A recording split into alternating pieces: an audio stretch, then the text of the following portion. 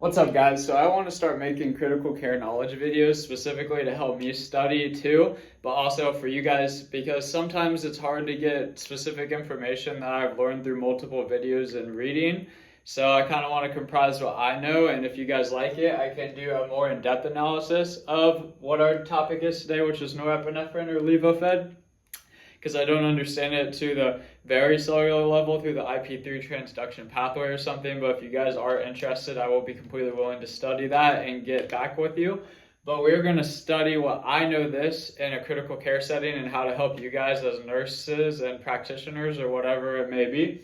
So, norepinephrine or Levophed, often called Levo or norepi, it is produced endogenously and exogenously. Exogenously is the way we're used to calling it, but let's understand the endogenous version first, because this is produced in your body every single day.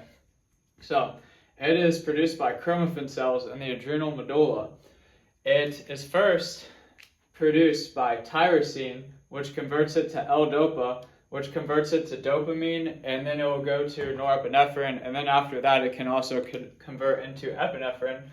So I think it's very interesting because dopamine is the first thing it converts to, and that hasn't really been used since 1990, depending on the practitioner. But let's digress from that. So this is a catecholamine that stimulates alpha-1, alpha-2, beta-1, beta-2, and beta-3, but we're not going to talk about beta-3, and those are all receptors in your body.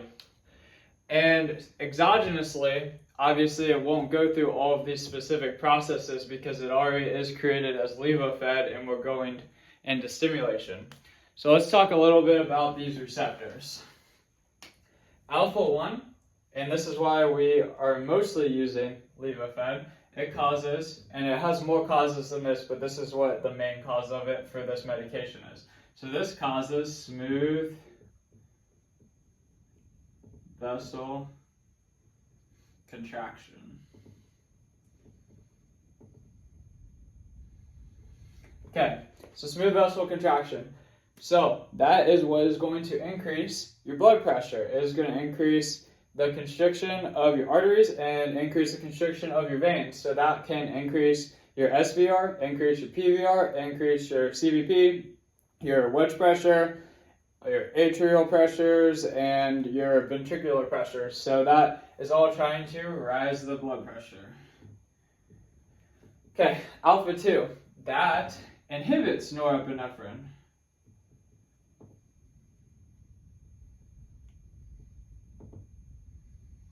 And you might ask, if you're giving norepinephrine, how does it stimulate something that inhibits norepinephrine? And that is a great question.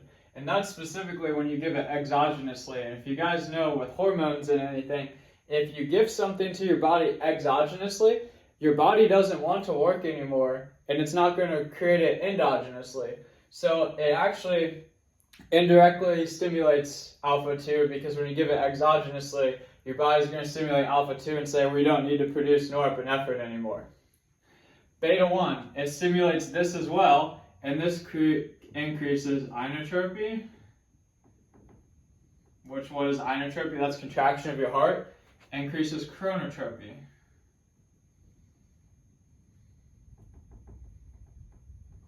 What is that? That is how fast your heart rate. So that's going to increase your heart rate.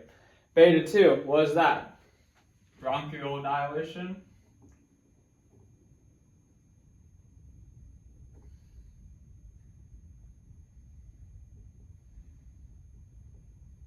Something else is it can also potentially dilate your coronary arteries for your heart, but that is the main thing, and it doesn't stimulate beta-2 as much as it stimulates alpha-1 and beta-1.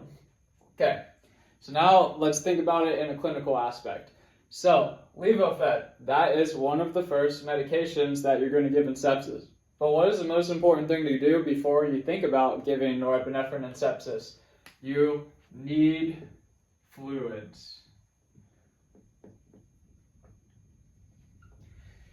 So, if a patient isn't adequately fluid resuscitated, then norepinephrine won't really work. You can kind of comprehend this because if you start giving it, then their blood pressure is going to be very liable. Maybe a 0.01 titration of norepinephrine can cause the blood pressure to crank and then plummet. And you're like, what's going on? They probably need fluids and they haven't been resuscitated enough.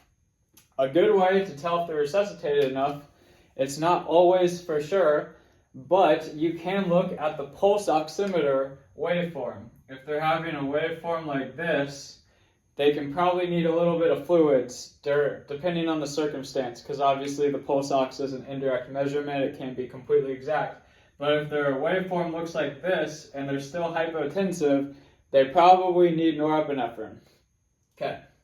Why are we picking norepinephrine out of any other medication for sepsis? Specifically, I'm trying to debate against something like neosynephrine, which neosynephrine only stimulates alpha-1. So that is because when you're increasing the SVR and PVR, most patients don't have great hearts if they're going into some type of sepsis or hypotension. So we want the beta-1 to get stimulated a little bit to overcome that SVR and PVR resistance. So you can still have an adequate blood pressure, because you don't want to basically tamponade yourself because you are just constricting your vessels so hard that your heart can't pump past it, basically. Okay, so something else that you can know, norepinephrine, the dosing is different for everyone, but usually it is around 0.05 to 0.5 or 1 mics or micrograms per kilogram per minute. Okay, so let's go over what we reviewed, because I think we're basically wrapping it up. So norepinephrine is created endogenously, but it can also be given exogenously as a medication. If you want it to work properly exogenously, we want to give fluids. It will stimulate alpha-1, alpha-2, beta-1, and beta-2, which will increase SVR, PVR, and increase inotropy, can cause a little bit of bronchodilation and a little bit of myocardial artery dilation. It is 0.05 to 0.5 to 1 mics per kg per minute, and endogenously it is in the adrenal medulla and goes from tyrosine to L-dopa to dopamine to norepinephrine.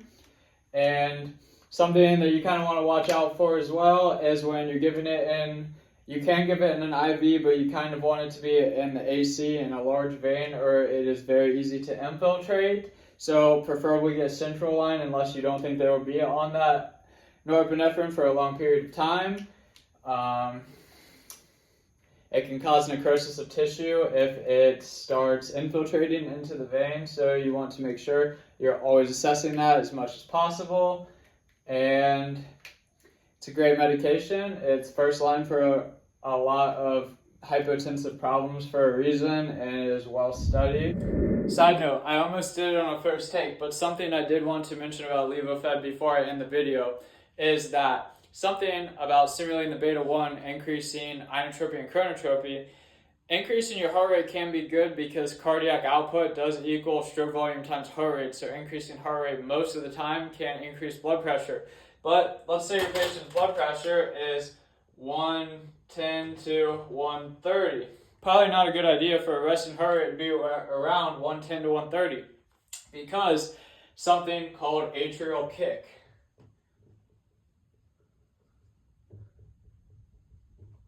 When you have atrial kick, that is basically, we're going to just draw a very basic heart. So we'll just pretend these two are your atria. Whenever your two atria are flowing in with blood during diastole, this allows it to expand and then contract really hard, almost like a rubber band getting pulled back and snapping. So the farther you pull back the rubber band, the farther it snaps. And this actually contributes to 20 to 30% of your cardiac output. But when you start getting into a heart rate 110s to 130s, it starts decreasing and decreasing and decreasing and decreasing until basically you have 0% atrial kick. Say that you're in a heart rate of 150, you almost definitely do not have any atrial kick at that point. So, whenever you are working with a patient and you're increasing the levo and increasing, I have noticed from my specific point of view, and this is not every provider's point of view, that we should probably add vasopressin as an adjunct to potentially wean down the heart rate. And so we can go down on the Levophed to potentially make the heart rate in the just lower hundreds or something, or preferably under 100, but that might be provider dependent, but that's personally what I think, because I know from my experience that once Levophed keeps getting increased to a certain amount, there's going to be a lot of PVCs. And I start thinking that it is starting to just cause more harm than good. Keep dropping my pen, I'm so sorry. But another reason that PVCs can get stimulated would just be because whenever Levophed is working on the IP3 transduction pathway, that's just allowing calcium to cause influx. So the more and more Levophed, the more calcium that's going to influx without anything getting inhibited. So once you just have a substantial amount of calcium influx, there's going to be some type of arrhythmia happening. But something to look out for in your patients is understand what atrial kick is and how it is important to the blood pressure. And I think that's all I wanted to mention about that. Thank you. If you guys want me to keep doing videos like this, just leave a comment below. And if you want me to go more into a cellular level, then leave a comment below. Thank you.